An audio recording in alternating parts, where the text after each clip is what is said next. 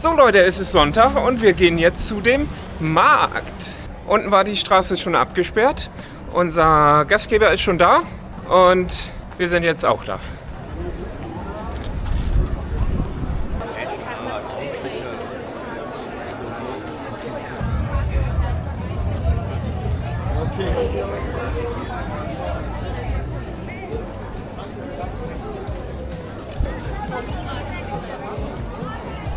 So, wir haben schon was gekauft, ne? Ja. 5 kleine Capybara-Sticker. Richtig cool. Können wir jeweils einen ans Fahrrad machen, einen jeweils aufbeheben und vielleicht einen verschenken. Dann haben wir gerade noch einen hölzernen Magnet gekauft. Also so ein Kunstporträt, was jemand in Photoshop gestaltet hat. Das hat er als Aufkleber dann auf so ein Stück Holz gemacht und auf die Hinterseite so ein Magnetklebeband gemacht, sodass man das irgendwo an den Kühlschrank oder so hängen kann. Sieht richtig cool aus, hat nicht viel gekostet und jetzt haben wir ein kleines Andenken an Curitiba. Genau. Und jetzt gucken wir uns kurz die Autos da vorne an und dann geht's zurück, Jetzt ne? weiter auf dem Markt. Ich sehe gerade, da hinten sind auch noch Marktstände. Ja, dann schauen wir uns die andere Hälfte an. Hier haben wir einen alten Mercedes, da haben wir einen VW Käfer mit Brasilien-Flagge. Auch schönes Teil. Ach, sogar mit altem Kennzeichen hier. Ist wahrscheinlich nicht das Original, aber sieht cool aus. Ja, dann haben wir hier einen Porsche. Noch Mercedes.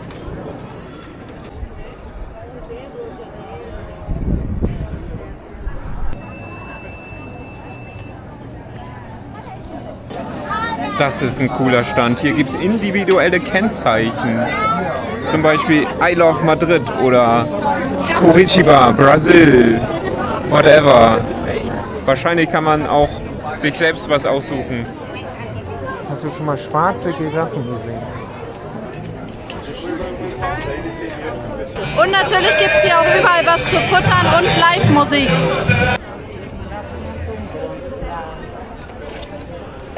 Und auch hier gibt es tatsächlich eine Moschee. Und hier dürfen wir tatsächlich einmal rein. Das ist ja nice. Und hier haben wir eine kleine Übersicht über die Marktstände. Die gehen bis nach da hinten.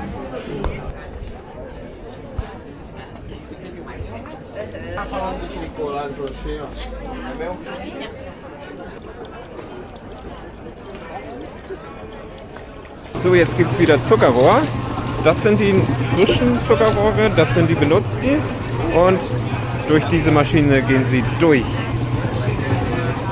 Da unten kommt der Saft raus und der landet dann in den Bechern. Können wir auf jeden Fall sehr empfehlen, das ist sehr lecker.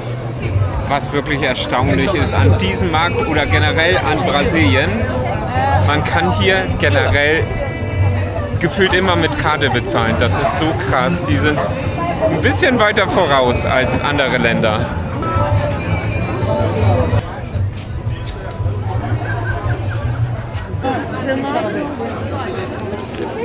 Was hast du denn da? Ein Crepe. Ein Crepe? Sieht ein bisschen anders aus. Mit Nutella gefüllt, aber der Teig schmeckt wie Crepe-Teig.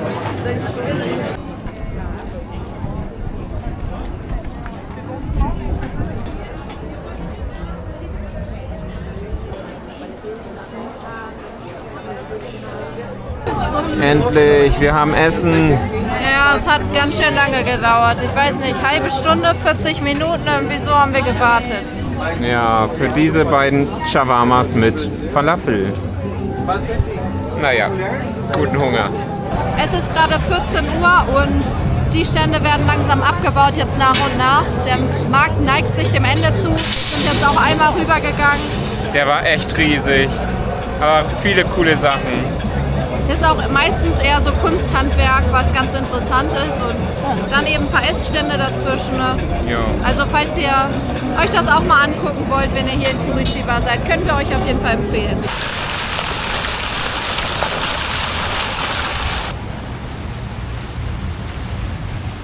So, wir waren gerade bei Claro wegen unserer SIM-Karte Wir wollten einfach mal nachfragen, ob es Möglichkeiten gibt, herauszufinden, wie viel Datenvolumen wir jetzt noch in den letzten paar Tagen haben.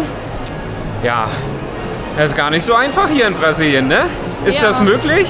Nee, weil die Geschichte ist ja, wir hätten ja eigentlich irgendwie mit der CPF was machen müssen. Die Steuernummer. Genau, und dann ging das ja hier irgendwie doch ohne CPF in Sao Paulo. Haben dann uns auch gefreut, dass alles funktioniert hat. Und jetzt meinte er so, ja, man braucht die CPF-Nummer, um dann wieder einsehen zu können, wie viel Datenvolumen noch ist, weil das wurde wohl auf die CPF-Nummer vermutlicherweise von dem anderen Besitzer aus dem Laden dann registriert. Von den Mitarbeitern. Genau, und die kennen wir natürlich nicht, die CPF-Nummer. Die kann man auch nicht in dem Claro-Shop irgendwie einsehen, meinte der. Ja, und woher sollen wir die wissen? Haben die uns nicht mitgeteilt. So, wir waren jetzt gerade noch mal essen. Das mit dem Essen haben die Brasilianer richtig gut drauf, ne? Ja. Auch so mit pflanzlichen Alternativen und so. Richtig gut, also ja, wir können nicht meckern. Ja, es ist auf jeden Fall auch verhältnismäßig günstig, jedenfalls für uns, die Auf das jeden immer Fall. wieder mit Wir so haben- europäischen Preisen vergleichen. Wir hatten gerade 2 Menüs, also pflanzlichen Burger jeweils, Pommes, Getränk und sie hatte noch Nachtisch dazu Ja, so einen ganz und haben kleinen. umgerechnet 11 Euro pro Person bezahlt. Da kann man nicht meckern. Das hat auch unglaublich lecker geschmeckt, ne? Ja, also es hat schon gut geschmeckt, aber ich muss sagen, meins hatte so ein bisschen den Geschmack wie der pflanzliche Burger, den es mal bei McDonald's oder bei Burger King gab. Also Jo. es war jetzt nicht das extrem Top-Menü und es war auch nicht so der riesigste Burger, aber der war schon ganz gut. Hat satt gemacht, ne? Ja. Sehr schön. Ja, SIM-Kartenthema ist komplex. Wir schieben die Schuld auf die brasilianische Regierung, die da wahrscheinlich einige Vorschriften hat, wegen der CPF-Nummer.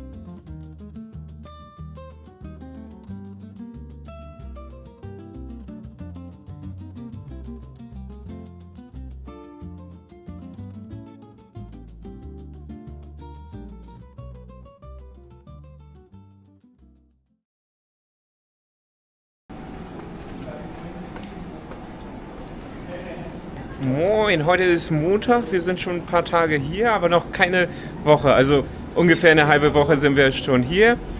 Wir sind jetzt bei einem Bike-Shop. Also das ist so ein, wie nennt man das? So ein Bike-Shop, der halt allen hilft für wenig oder für gar kein Geld.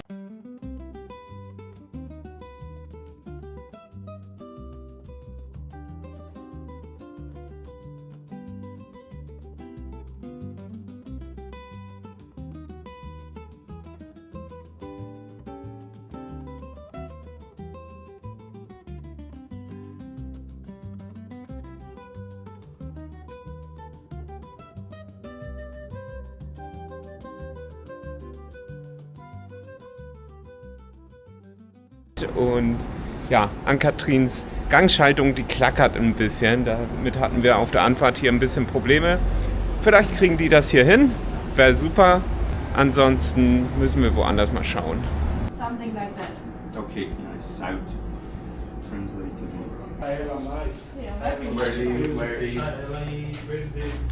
Yay. Hi guys, so here we are in the Bicicletaria Cultural. It's like a church for us in Brazil for the bicycle culture. This guy, the owner here, he helps a lot of people with everything you need to ride your bike, and it's good for us like to spread the culture, to education of the population about this bicycle, because we are not very good with that in Brazil. So this guy works really hard on that, and it's really good for all of us.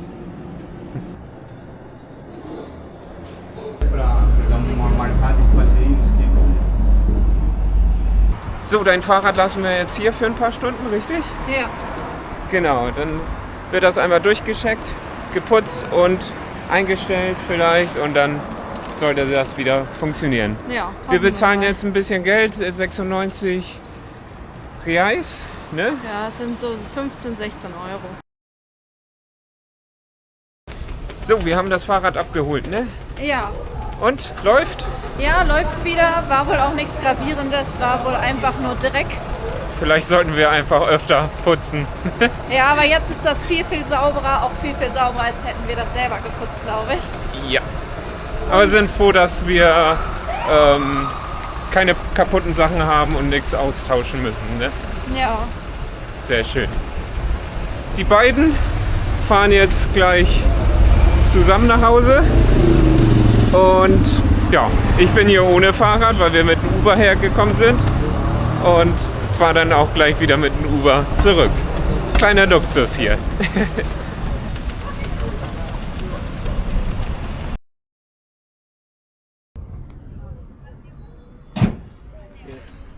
So, ein weiterer Pausentag hier in Curitiba. Heute sind wir mit Gustavo unterwegs. Der war ein paar Jahre in Österreich, hat da ein bisschen Musik studiert und kann deshalb sehr gut mit uns Deutsch sprechen. Ja, wir sind hier heute in dem Park Dieser Park heißt Bacaxiri. Bacaxiri. Genau. Und den zeigen wir euch jetzt ein wenig. Ja, das ist der Park. Sieht aufgeräumt und schön aus. Und naja, das Wetter ist heute eher norddeutsch.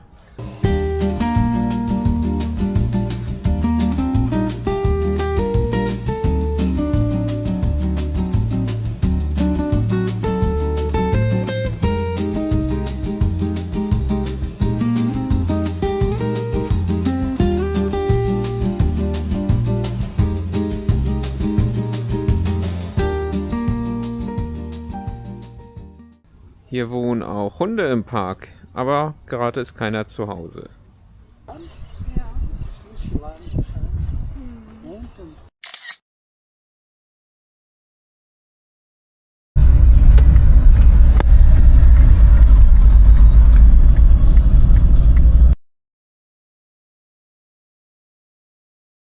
Jetzt sind wir in einem anderen Park.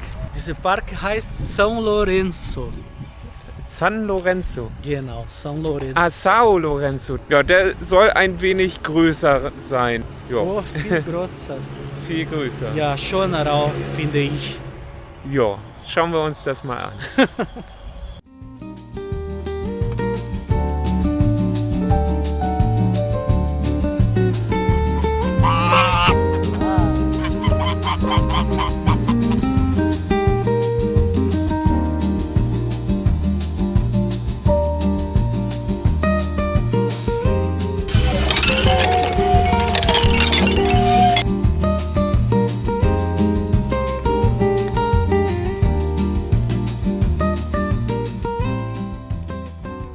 Eine Klappe am Karussell. Auch gut für Rollstuhlfahrer.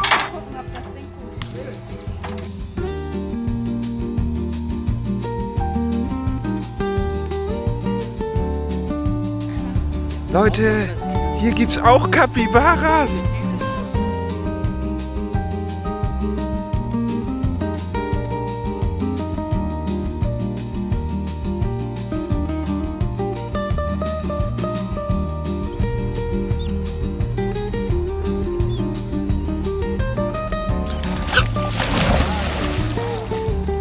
Hier sind noch ein paar und die chillen hier einfach am Ufer.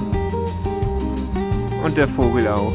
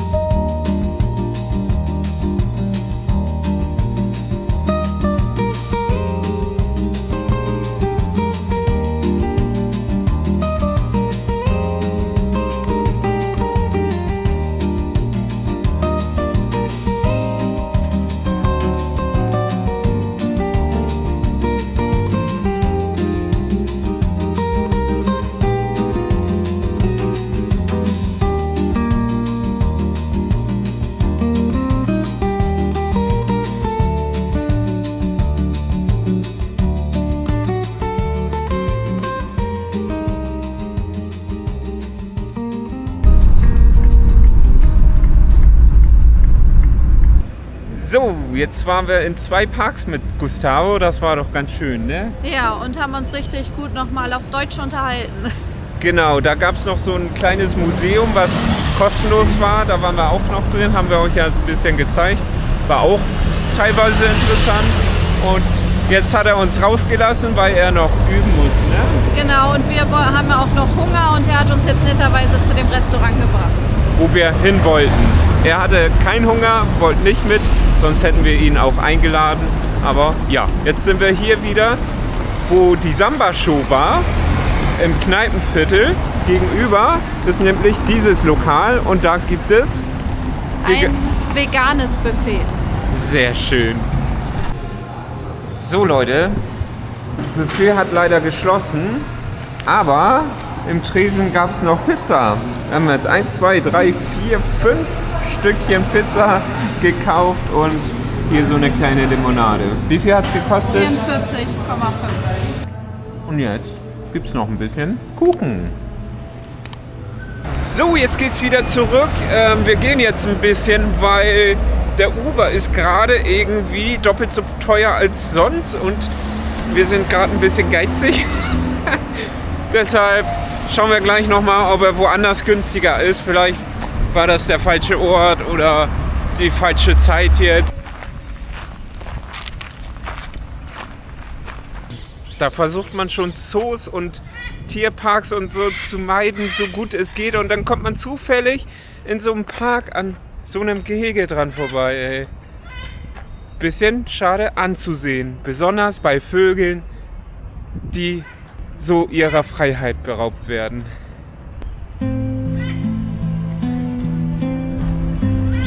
Da hinten ist sogar ein Tukan, der hier eigentlich sonst frei rumfliegt.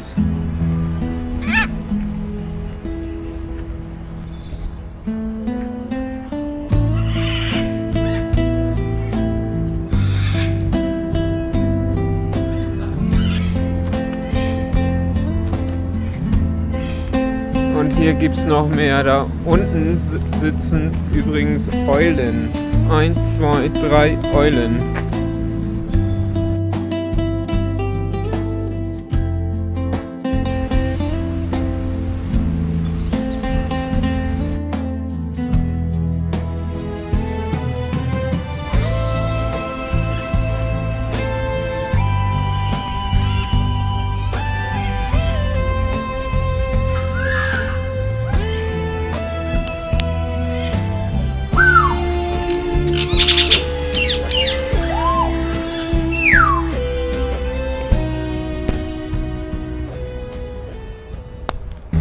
Ja, wir haben richtig geraten. Vorhin sollten wir knapp 40 Reais zahlen für die Fahrt und jetzt buchen wir für 20. Also es war wahrscheinlich tatsächlich falsche Zeit oder falscher Ort oder beides gleichzeitig. 2 auf Radio.